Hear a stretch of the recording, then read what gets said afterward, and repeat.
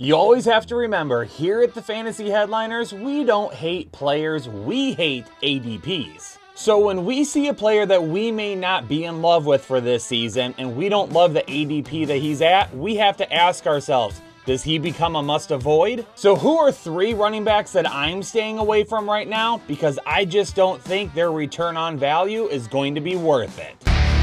Yo, what is going on, Headliner Nation? Today, it's must-avoid season. I just did must-haves. Now I've got 3 running backs for you that I'm staying away from in my drafts this season. And there may be some good things about them. There may be some bad things about them. But personally, I don't see enough good to outweigh the bad. And given where I would have to draft them, I'm just not willing to do that. But maybe you disagree. Maybe you do want to draft them. The perfect place to do it is over on Underdog. If you're interested in hopping in some best ball drafts with myself, Jake, other members of the Headliner team, or Headliner Nation, all you got to do is head on over to Underdog, download their app, use code word Headliners when you create a new account, and deposit at least $10. We've got some special gifts for you if you do that. First off, you're going to get a deposit bonus. Second, you're going to get a free pick'em that you can use right off the bat that's almost guaranteed to hit. And number 3, you're going to get our 2024 Fantasy Football Draft Guide for absolutely free. Right now is the best time to get signed up over on Underdog, so you can start using this information to knock your drafts out of the park right now. Why wait until redraft season? Let's do some best ball as well. And similar to my must-have video from the other day, I'm going to go ahead and use the ADP from over at Underdog to try and establish whether or not I'm interested in drafting these players. And yes, best ball ADP is always going to be different from redraft ADP. So right now, the ADPs do kind of match up because so many people are doing best ball and mocking like it as well. Over the next couple of months, we may see these ADPs change a little bit, and I'll discuss that a little bit more. But this information can be used for redraft, dynasty, best ball. It doesn't matter. We're talking about players today, not formats. Okay, the first running back that I'm passing on right now is going to be Zamir White of the Las Vegas Raiders, who took over as the starter over the last 4 games of 2023. But did we see enough to be convinced that he's going to be the guy this year? Right now his ADP puts him at 86.9 overall, is the RB22, and I'm still not loving it. Now for all the stats today for Zamir White, we're going to be using weeks 15, 16, 17, and 18. Because prior to week 15, Zamir White literally was doing nothing.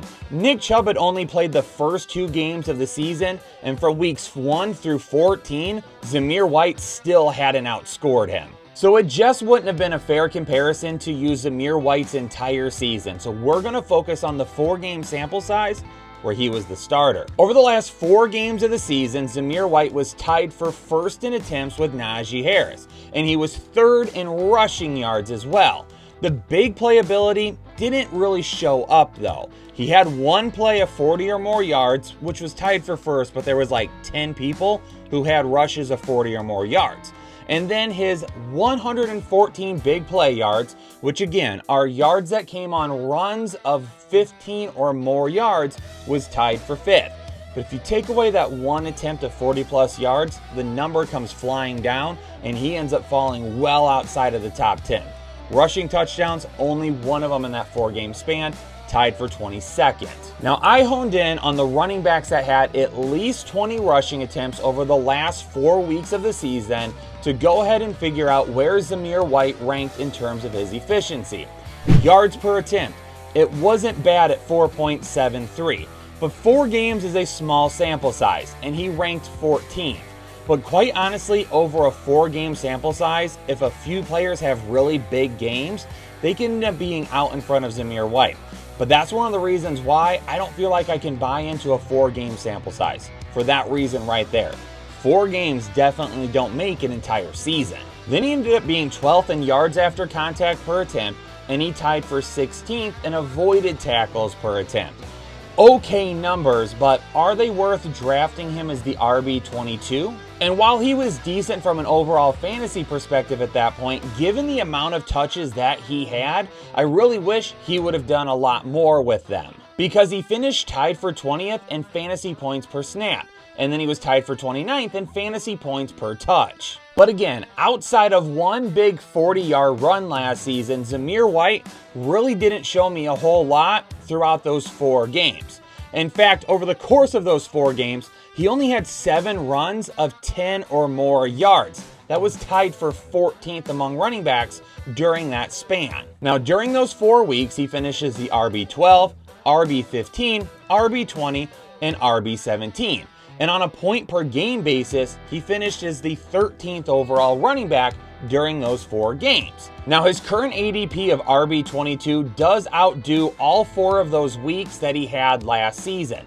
But I'm not exactly sure what we're going to get from him over the course of a full 18 games. Again, that's only 4 games. Outside of those 4 games last season, Zamir White has nothing to go off of. From weeks 1 through 14, Zamir White had 20 rushing attempts. That was it. Over the last 4 games of the season, he had 20 or more rushing attempts 3 times. That's where the issue is. The sample size is just way too small for me. And it's with an offense that's not all that great. They have Davante Adams, they have Jacoby Myers, but Zamir White at the running back position really hasn't shown to me that he's a game changer. We don't know if Aiden O'Connell is going to be the quarterback. We don't know if Gardner Minshew is going to be the quarterback. And even if it is Gardner Minshew, are we fully convinced that he is so good that he's going to make opponents respect the passing game enough to make Zamir White be better than the RB22 when his numbers last season were super mediocre anyway? That is the biggest concern. And what if his numbers just aren't that great to begin the season? What if over the first 4 weeks of the year, he just doesn't take off? What are the chances that Alexander Mattison starts to take more and more touches away from him? I've seen this before with running backs. We get a small sample size, we get super freaked out about it, people want to draft somebody way more than what they should, and because of that, they end up being a big-time bust. Now, his RB22 ADP is pretty close to being where I would be okay with, but I'm not considering him anywhere before he becomes an RB3. The only time that I want to take a look at Zamir White is if I'm drafting him as my RB3 on my team. So then I'm not hurt if he's not that good or he gets replaced by Alexander Mattison. It is possible that best ball drafters right now don't see any upside with Zamir White, and because of that, they are passing on him.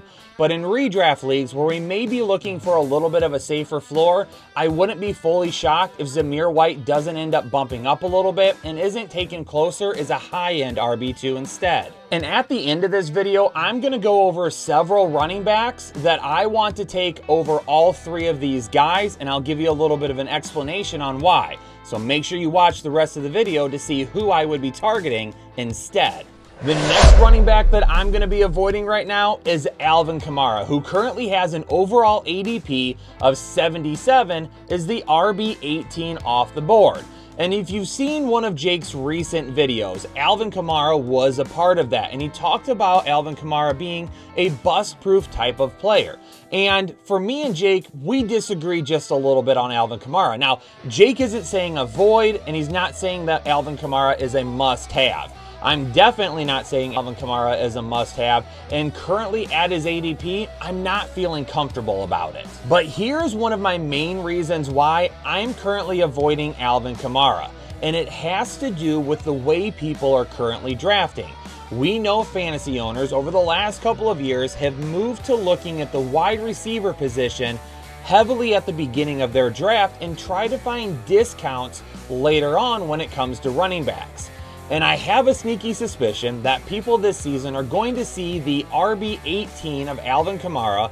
They're going to use name bias based on what he's done in the past and say, hey, Alvin Kamara is my RB1, will be fantastic. And that is where they are going to end up making a mistake. Now, I feel like people don't realize Alvin Kamara's numbers last year were not that great. If you take a look at what he did on the ground in terms of just rushing attempts, tied for 29th.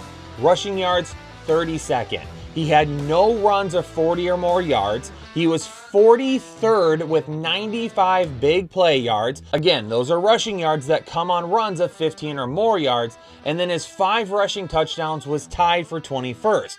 In fact, Alvin Kamara's value last season was basically based on his receiving ability. We'll talk about that more in a second. His efficiency is where I'm really concerned though. We know that he missed the first 4 games last season due to a suspension. So maybe he did get banged up in those numbers a little bit because of those 4 games. But efficiency-wise, he wasn't all that great either. He was 26 in yards per attempt, and he was tied for 26 in yards after contact per attempt. Now, his 0.12 avoided tackles per attempt did rank him tied for 14. But that number could be a little misleading because there was a large group of running backs. I'm talking like 20 plus running backs that in the couple of spots before him were all tied. So there were a lot of running backs that were actually ahead of Alvin Kamara. Now you see his fantasy points per snap at 5th, and you see his fantasy points per touch at 9th, and that may not look all that bad to you.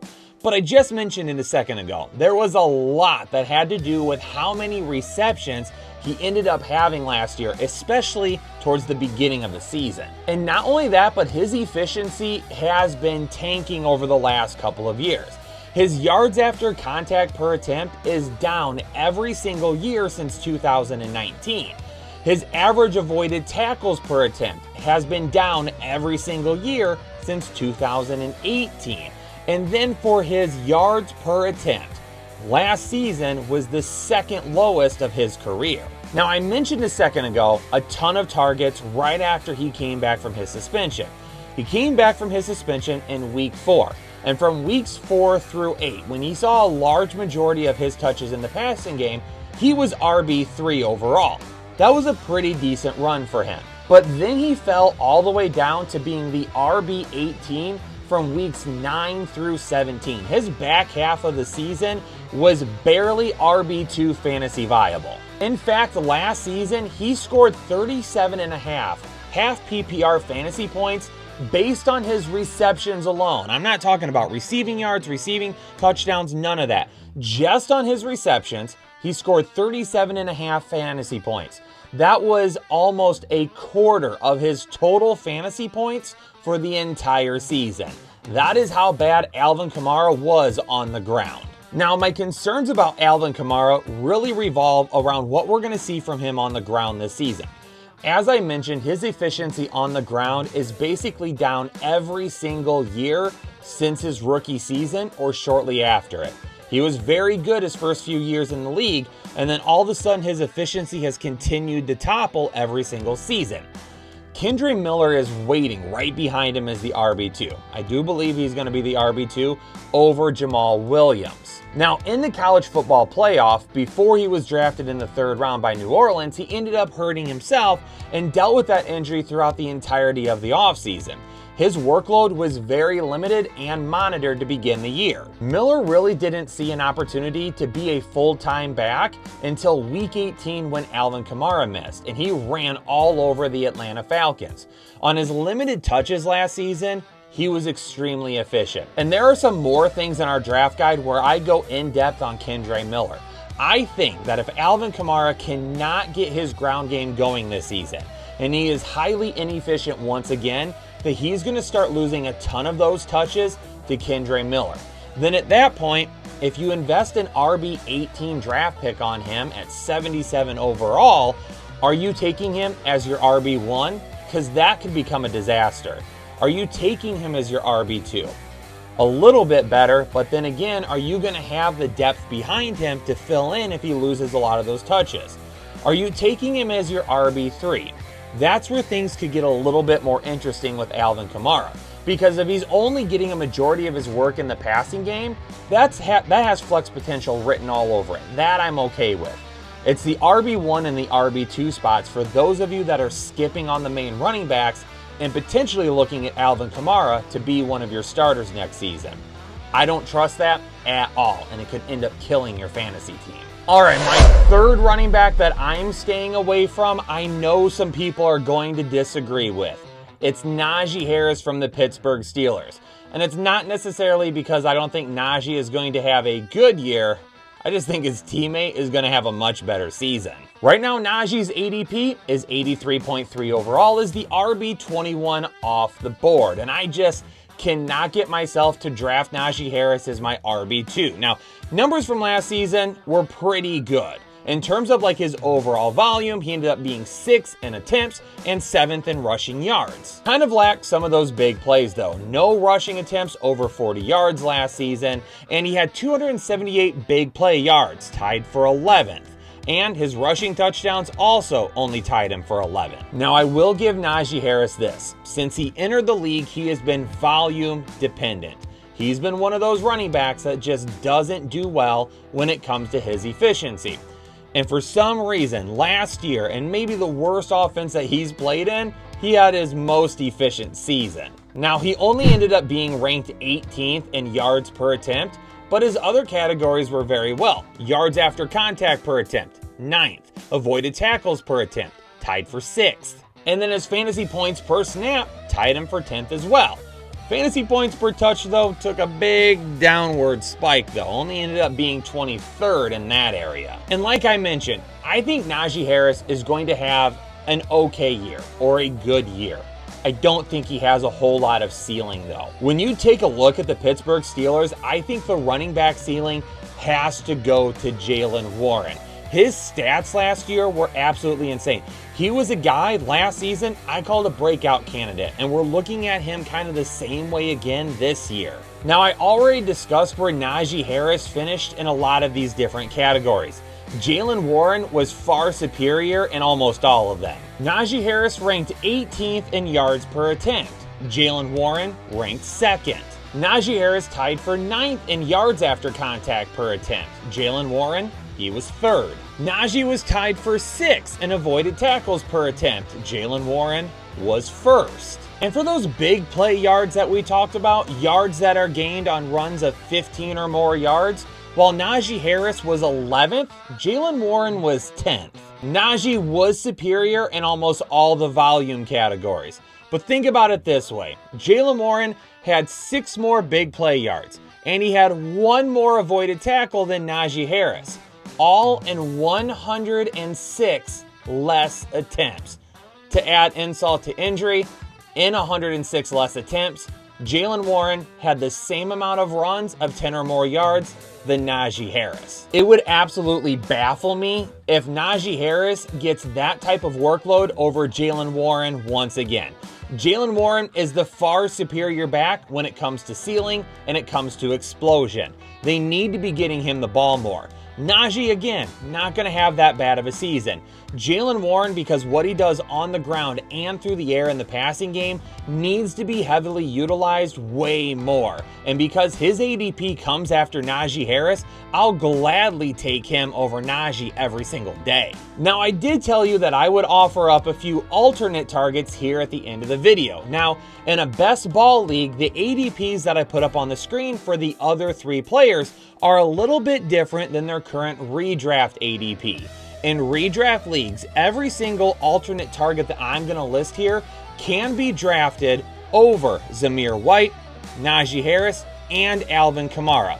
Even if the numbers on the screen look different and don't say it, it's because the best ball ADPs are a little bit different than the redraft right now. So redraft leagues, all of these guys are going later. I'll take a look at DeAndre Swift. I don't love him this season, and I don't see him being any better than what he was last year with Philadelphia, but I'll take the dart throw on the guy who should see a majority of the backfield work and what could be a very good offense. I'll take a shot on James Conner. Efficiency-wise, he was one of the best running backs in all the NFL last season. He has some injury concerns, yes, but also drafting him this late could give you a guy RB1 numbers when he is on the field. Jaylen Warren, I already mentioned Jaylen Warren, and I would draft him over all 3 of these guys with no issues whatsoever. Raheem Mostert, last year's RB2 overall, is being drafted after every single guy that I've talked about in this video so far. Absolutely insane. I'll take a shot on him and his potential upside over any of these guys. And one more that you may not love is Brian Robinson. I don't think Brian Robinson is going to lose a ton of work to Austin Eckler this year. I think Brian Robinson could end up being a really safe bet that's going well after all of these guys. So if you're looking for a little safety at your RB3 position and you decided to wait on running backs, he could end up being a guy a little bit later that will give you that safe floor over these guys. Well, Headliner Nation, there you have it. My 3 must-avoid running backs at their current ADP, and a list of guys I'm willing to draft over every single one of them. If you're liking this content and you enjoy what you're watching, hit that like button for me. And almost chopped off the end of my finger this morning. That's why I'm all bandaged up. But, make sure you also subscribe to the channel if you're new here. Turn on those bell notifications. Anytime we go live or drop new content, you'll be one of the first ones to catch it. And as always, leave me a comment down below and let me know if your mind has changed on any of these running backs, if you were thinking about drafting them this season. But for now, I'm going to get out of here. Peace out. Headliner Nation, stay safe, stay healthy, and I'll catch you all on the next episode of the Fantasy Headliners. Analytics off the chain, all the channels not the same.